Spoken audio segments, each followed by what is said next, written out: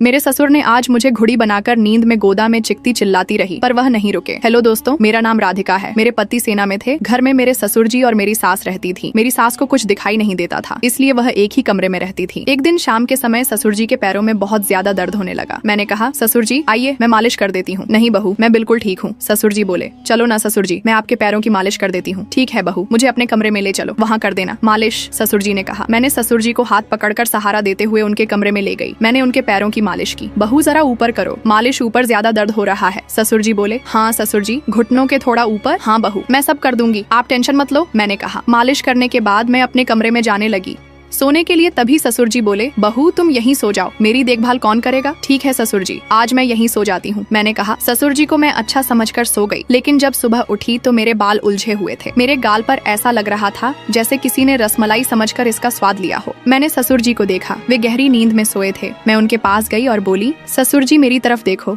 मैं इतनी बदल कैसे गई हूँ?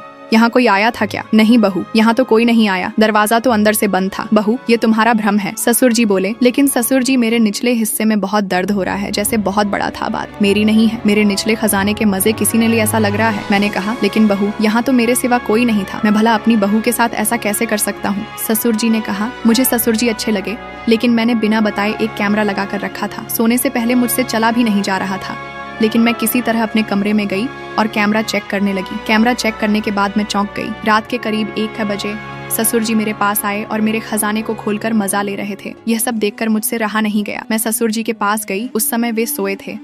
मैंने कहा, ससुर जी जरा उठो, यह क्या है? मैंने उन्हें कमरे में जो कुछ हुआ वह दिखाया। ससुर जी, अगर आपको यह सब करना ही था तो मुझे बता देते, मैं तैयार थी। ऐसे बिना बोले करने से क्या फायदा?